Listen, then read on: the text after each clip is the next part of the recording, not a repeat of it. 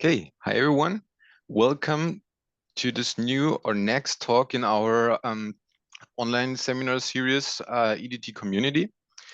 Here you see some overview of us. And yeah, if I can continue the slides. Today, we're happy to have Gabi Taentzer with us. I'll introduce her in a second. Just before that, a quick schedule of our seminar series. We will have another talk still in December this year. We have a speaker lined up already. We cannot announce them yet, but we will do that within the next days via our website. And we can also happily announce already that we have speakers lined up for 2025. So be ready to get emails from us on interesting talks in the upcoming year. But for today, we're happy to have Gabi Taentzer with us.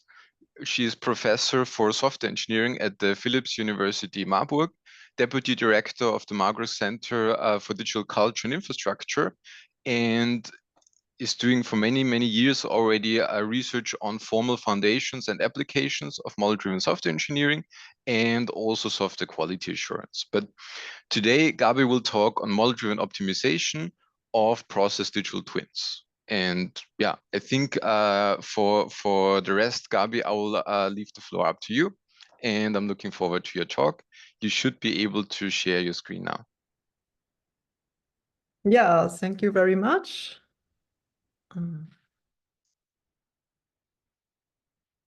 Do you see the slides? Yes, we can see them. Okay. Yeah, thank you very much for this nice invitation to give a talk here in this symposium. Yeah, the title is on model-driven optimization of process digital twins. It's joint work with Jens Kosiol and Len Lambers from Marburg and Cottbus in Germany. And so let's start. What are the trends in business process management before I come to process digital twins? I start with AI. AI is on everyone's lips, and the use of AI has opened up so many new opportunities to address new problems. AI may be helpful in process design, in process mining, in simulation and optimization, just to name a few tasks in business process management. And yeah, low code and no code, there's also a demand on such solutions with low-code platforms. Domain experts, so business analysts or business experts, would have a tool at hand to solve their problems by their own and do not have to rely on IT experts. And I would talk about model-driven optimization as a form of a low-code platform and how it is used to solve problems in business process optimization. Yeah, sustainability and green business process management is also high on the priority list for most of the organizations. And green business process management approach focuses on two main areas of analysis: the environmental impact of the materials and resources used for each activity, and evaluating how each activity can be optimized. And finally, process digital twins. They can help to monitor business processes and help in decision making. And you see they are in red, so I will focus on these during the talk. Yeah, what are process digital twins? They're actually based on process mining and digital twins. And process mining is a kind of family of techniques to use to analyze event data in order to understand and to improve operational processes and to build business processes up. Digital twins are increasingly seen here in this context. Because they can mirror the real world entities and their interaction. And you can see the combination of digital twins and process mining as process digital twins. So Yeah. So let's put it the other words. Process digital twins are a kind of combination of process mining and digital twins. How to build up process digital twins? You can think of doing some data collection, collecting business data, typically mining event logs and transaction data, rather than physical objects such that sensors from the Internet of Things, maybe. Then there's some simulation and optimization, so some simulation to forecast how changes in process impact performance, and also it's interesting to optimize the process. And there might also be some validation to ensure that your process model is accurate. And the difference between a digital twin simulation and a business process simulation is that the simulation of business process does not require real-time data, while digital twins rely on real-time data. And yeah, imagine a process digital twin engineer. They have several tasks to do, as we have seen it on the previous slide. And the question is how to do this. And yeah, on the other side, we have some hyper automation, so some technologies available, like typical logical reasoning, artificial intelligence, data science. And usually an IT expert is needed to make these technologies go. And the idea here is, yeah, how can domain experts be enabled to use hyperautomatization, and how to integrate domain knowledge into hyperautomation. And the answer here is, yeah, to use low-code platforms or no-code platforms, even those, to democratize software development. Yeah, it's a big word, but yeah, to engage or to make the process digital twin engineer able to solve problems by their own. And I will not talk about low-code platforms for all these tasks in general, but will narrow down this question to process digital twin optimization. And let's see. Yeah, a digital twin is a design model and also a runtime model. And it can happen that unforeseen changes occur during runtime and should be considered. And the process digital twin may need to be optimized again. So imagine it was already optimized. Yeah? And so real-time optimization should be possible.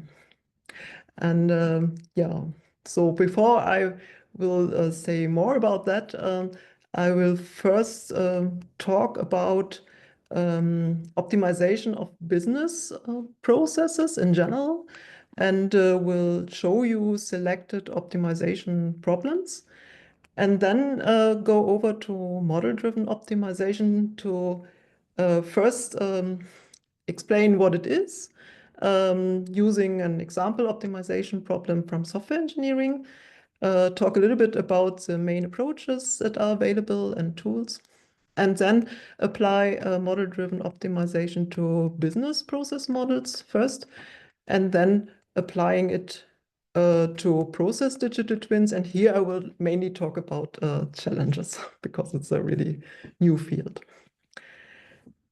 Yeah, optimization of business process. I will talk about two selected problems. And the first one is this one here. So it's on clustering operations in workflow models. So you see here on the right-hand side a workflow model, one example of a workflow model. And it exists of operations, and yeah, these operations should occur in activities. You do not see the activities now because the optimization problem we have to solve here is to cluster the operations in a good way into activities. And but we have some constraints here. So each operation occurs in at least one activity, so it's kind of completeness constraint. And if the input of one operation depends on the output of another one, then their activities are accordingly ordered. So this is a correctness constraint. Yeah. And and the optimization problem is a clustering of the operations in activities so that we have low coupling between the activities and high cohesion within each activity. So in the end, we have a multi-objective problems, or two objectives here. And as I said, you do not see the activities right now, but here you see one possible clustering of the operations in activities. So each activity is represented in a different color. But as I said, this is one possibility to cluster the operations. There are many more. In the paper, which is referred here, there's no automation to solve this problem. And I will show later on that it can be specified with model-driven optimization and then can also be executed. Another optimization problem I want to talk about is parallelization of tasks. And here we have business process modeling notation models. And they are also accompanied with time and resource information. And the validity constraints we have here is that the tasks are in a correct sequence flow. And they are in a sequence if there is a strong or weak dependency. So what does it mean? Maybe I talk about a little example here. So a strong dependency would mean if we have a product that has to be packaged before it is delivered. A weak or loose connection or dependency exists if we say, okay, a product may be delivered before payment, or it can also be the other way around, so that we first pay and then deliver, or first deliver and then pay. Both is possible, and but in the process, one dependency is modeled. Yeah, but the other way around would also be possible. The optimization problem here is to reduce execution time by parallelizing the tasks as much as possible. And the approach here is to apply in a systematic way refactorings to the model and execute the task as early as possible. And you see two refactoring rules on the right. Let's have a look at the first one. Here, T is executed after T1 to Tn. If T is independent of T1 to Tn, then it can also be executed in parallel. And this is what we see on the right. And the lower refactoring rule shows a situation where T is dependent on T1, but not on T2 to Tn.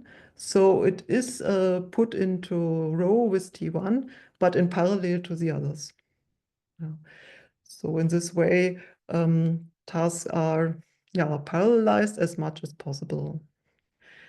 But it is difficult for domain experts to design these refactorings. They know, they have the domain knowledge, but it's actually difficult for them to design these refactoring rules.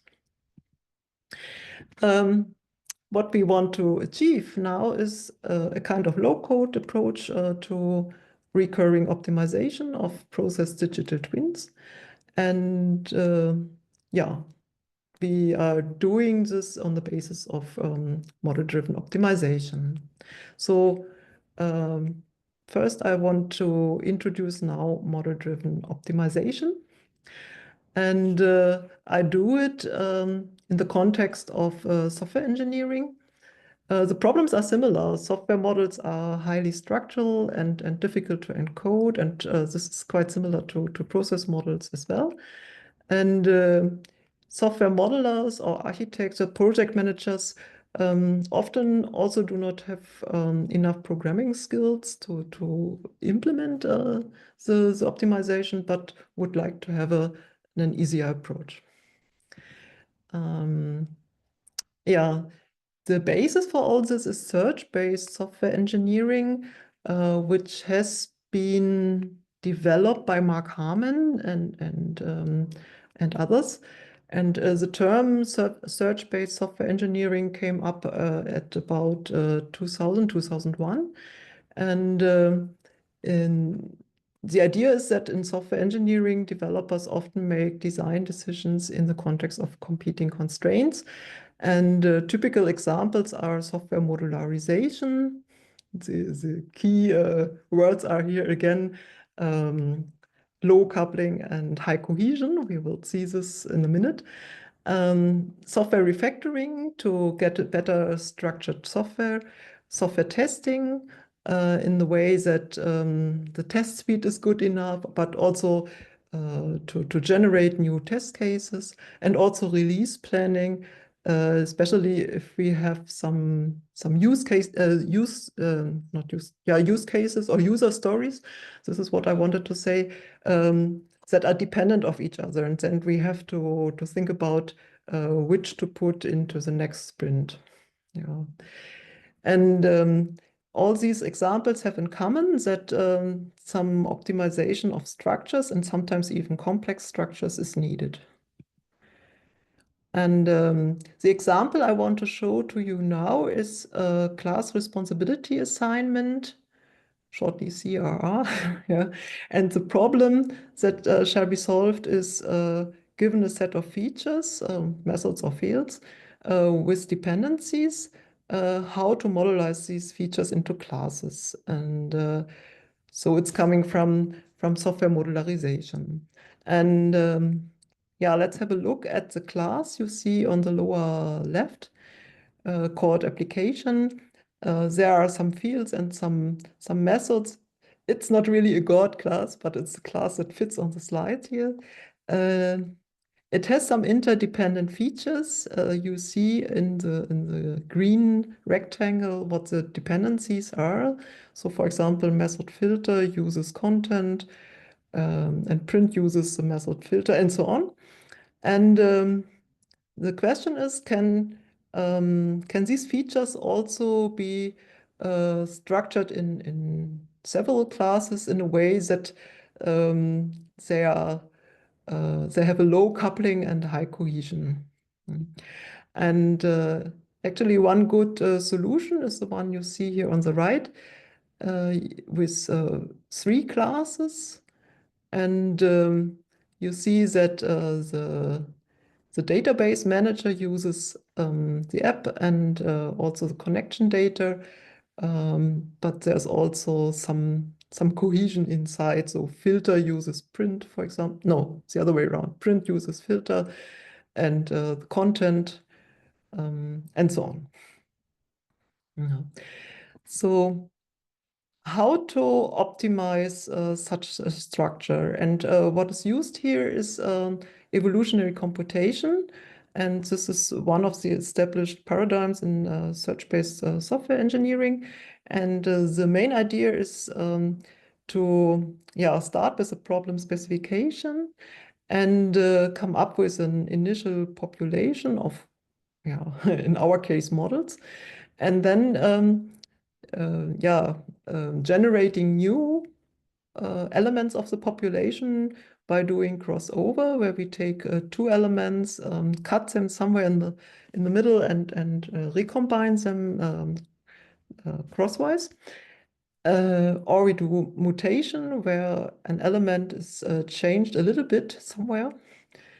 And then we get a lot more of elements, and then try to find the best ones by using a survival selection. So we use a fitness function that finds out what the best elements are of the current population, and we just take the best ones and throw away the others, and then we do another round until the whole process terminates.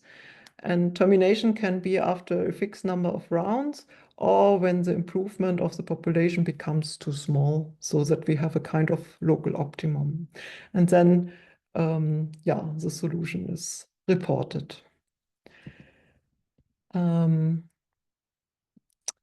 So when domain experts want to use this kind of evolutionary computation, then model-driven engineering can help, because they do not have to encode their models. So let's have a look on the right, where we see some tasks, where you see a table with some tasks and some resources, and so resources are assigned to task.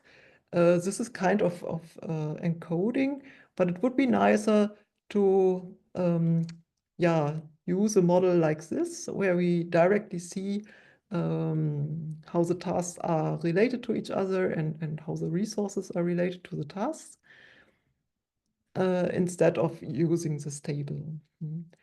And then also to develop and study evolutionary algorithms for these kinds of models. And this is an example taken from business processes. So we want to use model-driven engineering for optimization and call it model-driven optimization.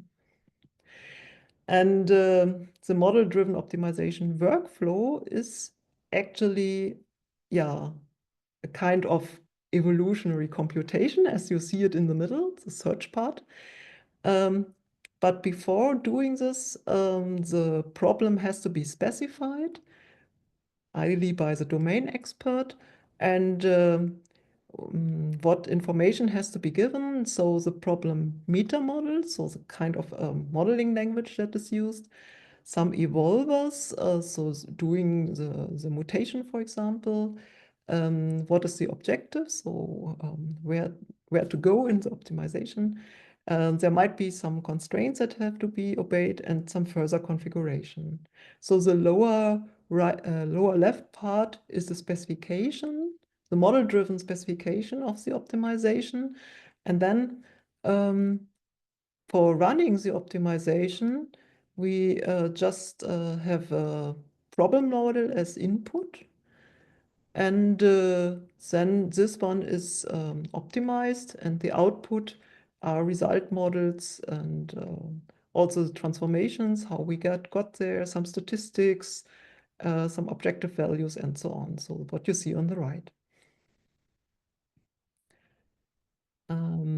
Going back to the class model in concrete syntax, you have already seen when we now specify how the optimization should be done. We use a meta model for class models, as you see it on the lower right, consisting here of a class model. Class model consists of a number of classes, which has features, and features are method and attributes that are interdependent. And the green part here shows where the optimization takes place. So in this case here, this is a class responsibility assignment problem. The classes should be inserted, or better to say, the features should be assigned to classes, so that we get a low coupling and high cohesion between the classes. And the example class model you see on the upper left is more or less shown on the lower right in abstract syntax. And here you see the class model with the methods and attributes, and also 3 classes with generic names, because this is a kind of result model, and the optimizer does not necessarily know what the right names are. So from the semantic point of view. Yeah, so applying MDO at the CRR example, we use the meta model you have just seen as yeah, the underlying meta model describing the modeling language.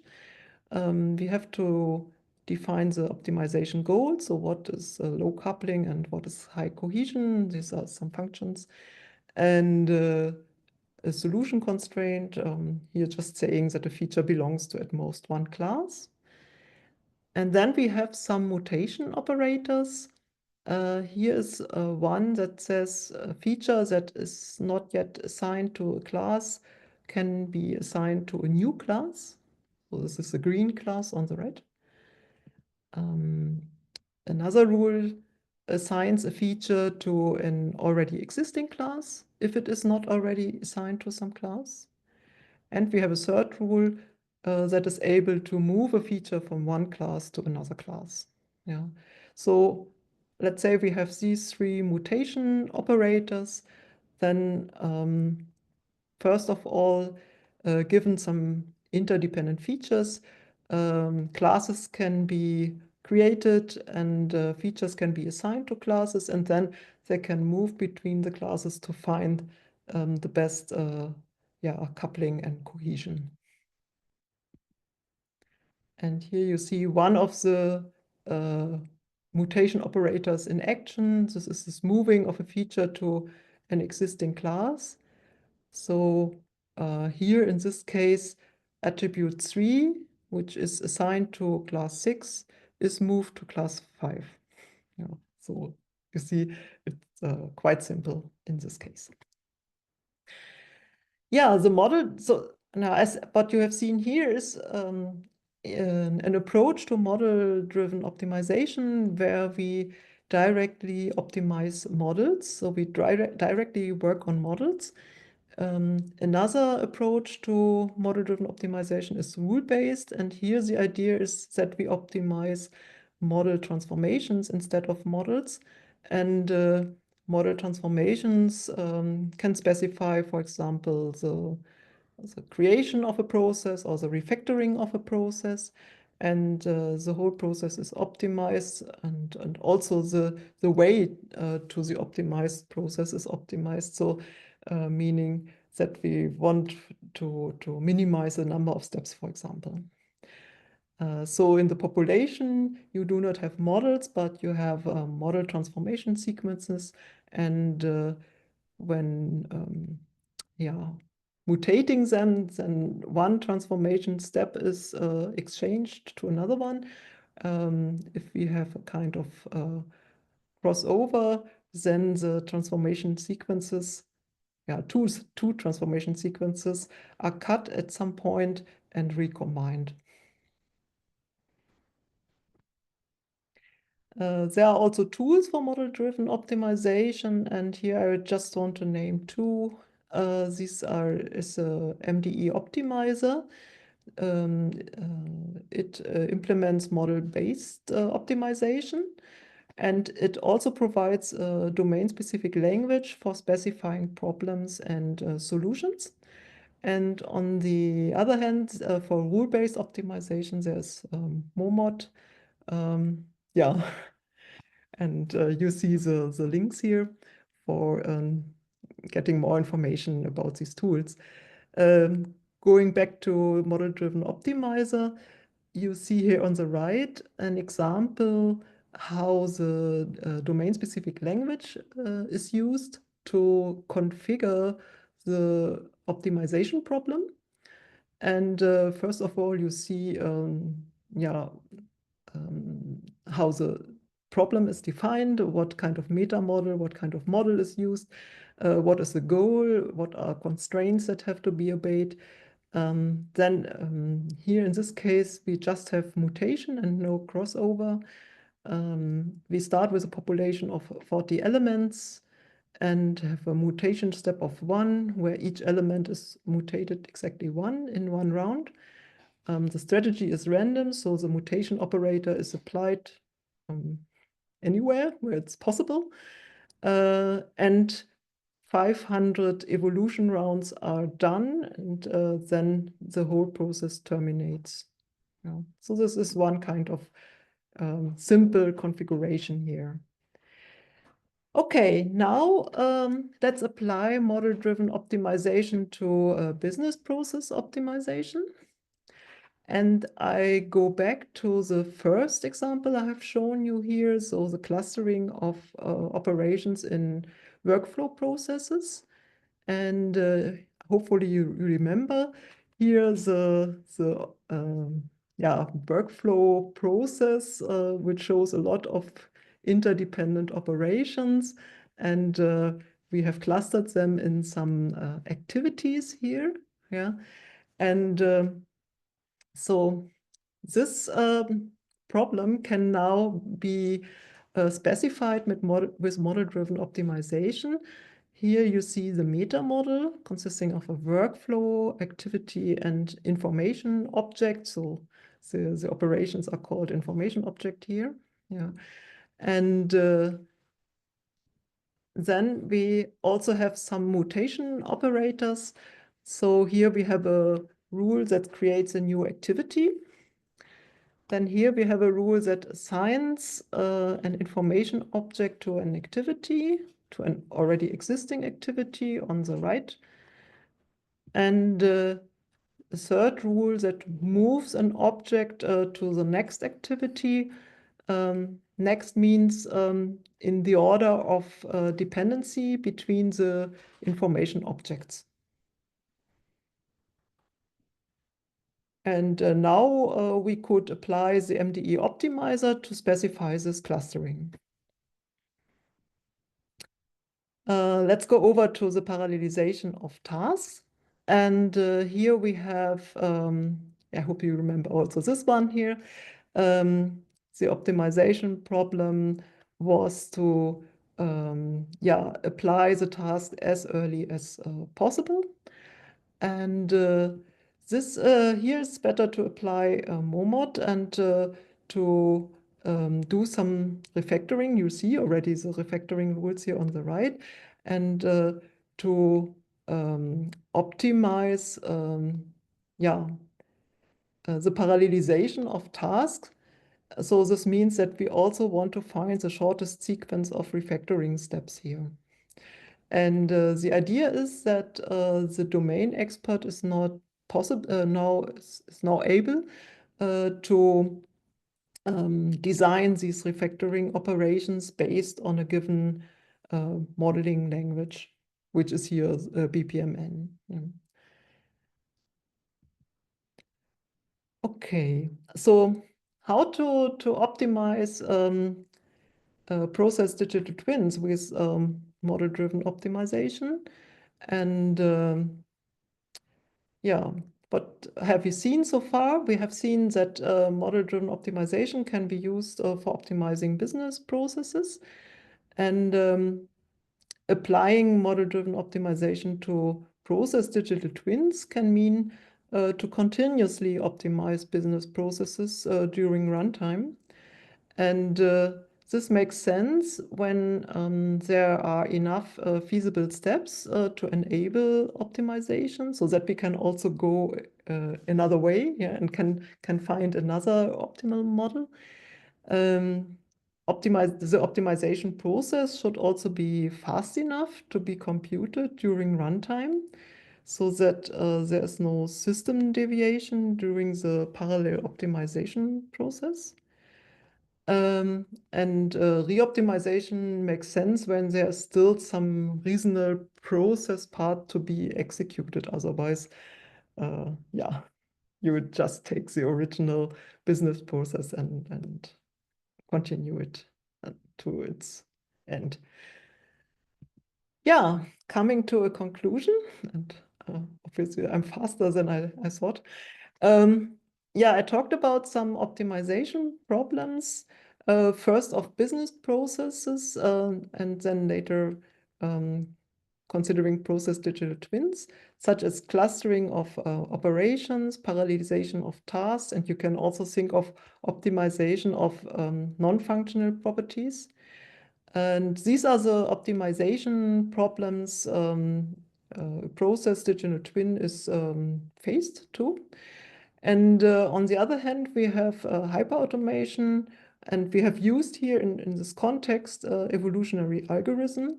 And in between here, we have model-driven optimization so that encoding of models is not needed, and that the process digital twin engineer can use models as direct as possible. And specification of the optimization problem and solution is also possible by the process digital twin engineer, so that at least for this kind of optimization, there is a kind of no-code or low-code platform available.